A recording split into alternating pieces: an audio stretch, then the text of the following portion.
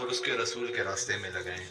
تو یقیناً اگر آپ یہاں پہ بیٹھے ہیں، آئے ہیں، تو آپ اللہ تعالیٰ کی بارگاہ میں مقبول ہوئے تب یہاں پہ آئے ہیں۔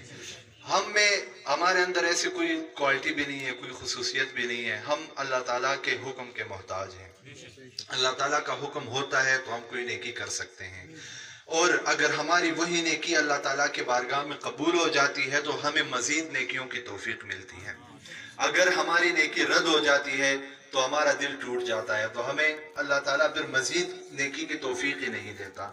تو اس لیے جو بھی کام کریں، نیکی کریں، اچھائی کریں، اچھی نیت کے ساتھ کریں، کیونکہ ہمارا دار و مدار انما الاعمال بالنیات والا ہے کہ ہمارے جتنے بھی اعمال ہوں گے اس کا سارا دار و مدار نیت پر ہے۔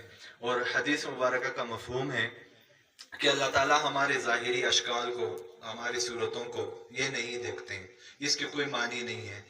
اللہ تعالیٰ ہمارے دلوں کو دیکھتے ہیں کہ ہم دل سے کیا کر رہے ہیں اور کس نیت سے کر رہے ہیں۔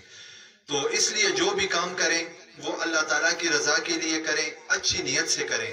بے شک آپ دنیا داری اگر کریں گے، اچھی نیت سے کریں گے، اگر آپ فرض کریں مزدوری کرتے ہیں، اس نیت سے کرتے ہیں کہ میں مزدوری کر رہا ہوں، میں حق حلال کے اپنے بچوں کو کھلانا چاہ رہا ہوں، اور اللہ کے حکم سے جس طرح اللہ تعالیٰ نے ہمیں کہا ہے نا کہ حدیث شریف کا مفہوم ہے کہ حلال کسب حلال کام یہ فرض نماز کے بعد فرض ہے، تو اس حکم کی تعمیل کرتے ہوئے اگر ہم کوئی دنیاوی کام بھی کریں گے تو وہ بھی ہمارے لیے عبادت ہوگی۔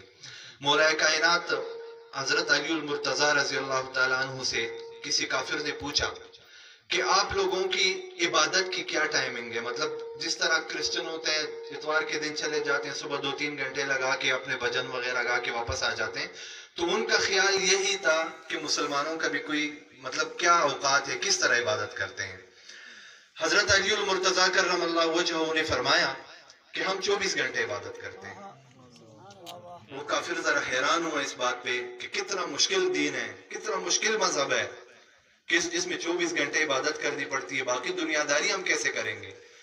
تو انہوں نے فرمایا کہ اگر ہم صبح اٹھتے ہیں سنت طریقے کے مطابق اٹھیں، دعا پڑھیں، تو وہ اٹھنا ہمارے لیے عبادت۔ اس کے بعد ہم نماز پڑھیں گے، وہ ہماری عبادت۔ اس کے بعد ہم اپنا تجارت کریں یا نوکری کریں، جو بھی کریں اچھی نیت سے کریں، خلوص کے ساتھ کریں، وہ بھی ہمارے لیے عبادت۔ ہم کھانا کھائیں سنت کے مطابق کھائیں، بسم اللہ پڑھیں، جس طرح سنت ہے اس کے مطابق کھائیں، وہ بھی ہمارے لیے عبادت۔ حتیٰ کہ ہم واش روم جائیں سنت کے مطابق، وہ بھی ہمارے لیے عبادت۔ تو ہم 24 گھنٹے عبادت میں رہ سکتے ہیں، لیکن اس کے لیے ہمیں کیا کرنا پڑے گا؟ آپ صلی اللہ علیہ وسلم کے سنت کو فالو کرنا پڑے گا۔